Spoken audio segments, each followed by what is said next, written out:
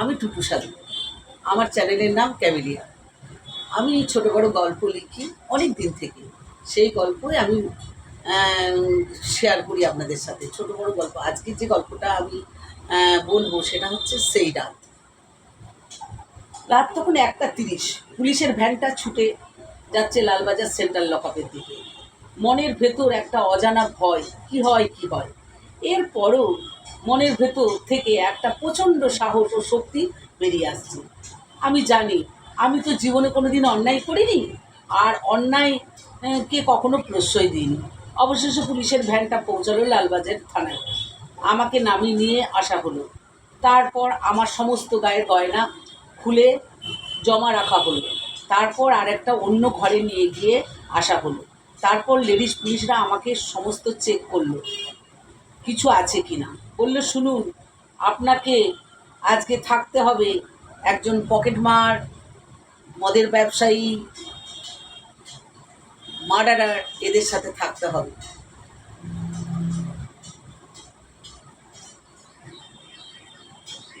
তখন ঠুকরে কান্না বেরিয়ে আসছিল, কিন্তু খুব জোরে নিজেকে চেক করে নিলাম।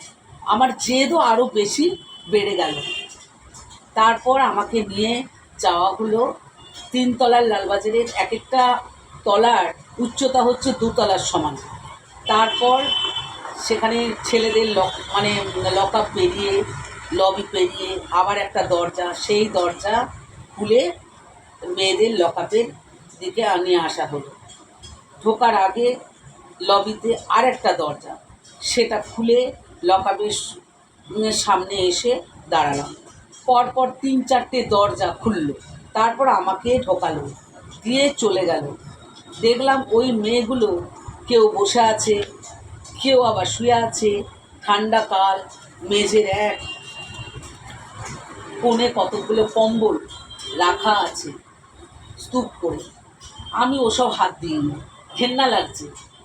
লেডিস পুলিশরা বলল, যান, ওখান থেকে কিছু কম্বল লাগলে নিয়ে শুয়ে পড়ুন। আমি কিছু না বলে চুপ করে মেঝেতে বসে পড়লাম। লেডিস পুলিশরা দুমদাম করে সব দরজা লাগিয়ে চলে গেল।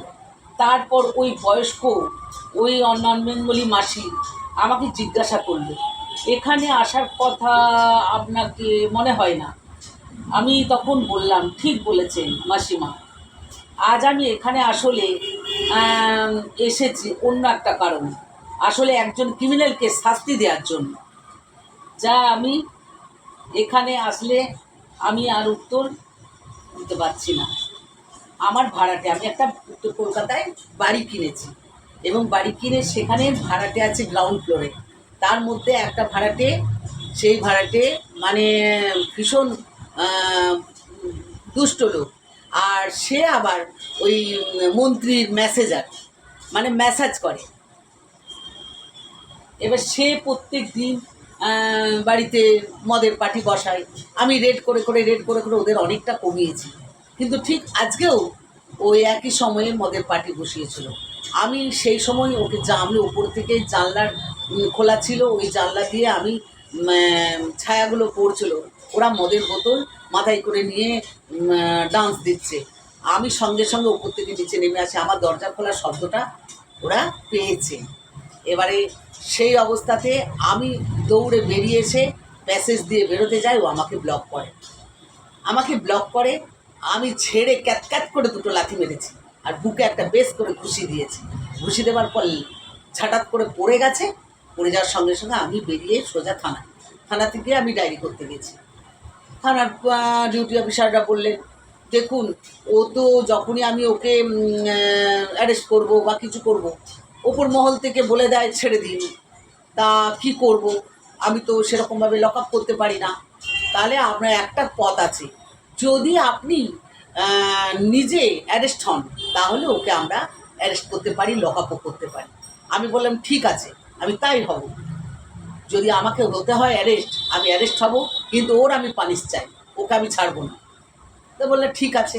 তখন ওকে পুলিশ দিয়ে ধরে আনা হলো এবং ওকে লক আপ করে দিল। আসল কি, সব থানাতে, উত্তর কলকাতার সব থানাতে লেডিস কাস্টাডি নেই, শুধুই জেন্টস কাস্টাডি। তা সেখানে ওকে লক আপ করলো। আমি নিজের চোখে দেখবো, আমি ওকে লক আপ হবে। তারপর ওকে লক আপ করলো। তার আগে আমি একটু ইনজুরি হয়েছিলাম, মানে ওকে লাথি মারতে গিয়ে, খুশি মারতে গিয়ে আমার কিছু মানে ইনজুরি হয়েছিলাম। তো সেটা পুলিশরা আমাকে আর্জি করে নিয়ে যেয়ে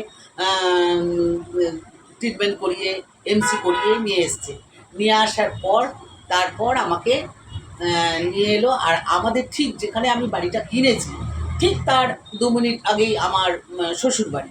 তা সেই শ্বশুরবাড়িতে আমার হাজবেন্ড ওখানের মধ্যে বাড়িতে থাকে না, টর্চার হবে, এই হবে ওই হবে করে সে বাবার বাড়িতে বসে থাকে, খাওয়া দাওয়া করে দিব্যি বিন্দাস থাকে আর আর আমি এদিকে একা এদেরকে নিয়ে লড়াই চালাই।